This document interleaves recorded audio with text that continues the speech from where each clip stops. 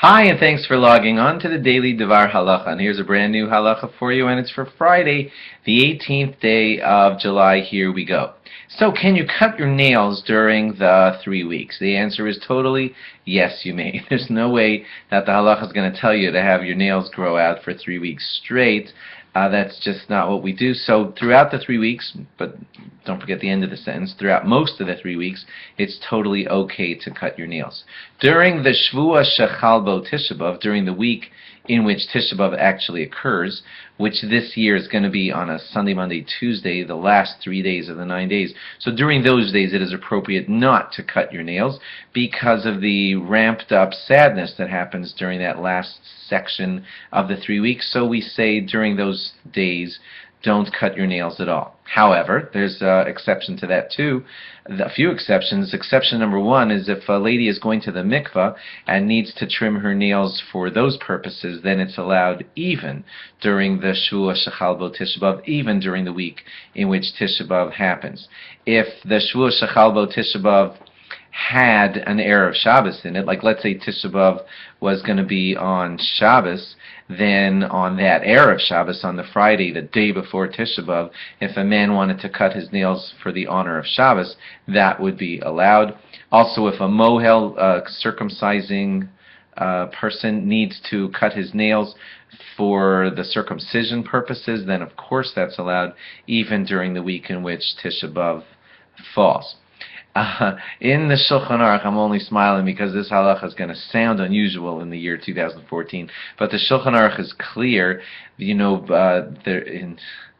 I was a kid and long ago, Rebbes used to give corporal punishment. They would hit their students when they felt it was appropriate. And the Shulchan Aruch is clear that you're not supposed to do that if you held it was okay to do, which is a whole nother discussion. But if it was okay, it would not be okay for during the 3 weeks because it's a time filled with danger, and during times of danger we don't want to provoke bad situations, and therefore a Rebbe would be asked to not hit his students during the actual 3 weeks. Also, if there are parents that still hit their children under the right occasion, which is also another whole discussion, but if you were to be doing that, you would be asked to not do it during the 3 weeks because it's a time fraught with danger. If you're someone in charge of the activities of a camp or a trip, and you want to schedule dangerous bungee jumping or speedboating during the 3 weeks, well, that would be questionable because these are times fraught with danger. If you are leading a trip that has youngsters on it and there is something that seems mildly dangerous, then please discuss it with an appropriate rabbi because we try to refrain from quote-unquote danger during the 3 weeks. If you have a lawsuit, or let's just say anything that's a difficult test that's coming up and it's scheduled for during the 9 days, it would be good to try to have it postponed because that's not an auspicious time for us to be taking on like scary endeavors. So if you have the ability to reschedule something harsh that's scheduled for during the 9 days, then you might want to consider rescheduling it. If you're not sure if your situation warrants that, then please discuss it with your rabbi.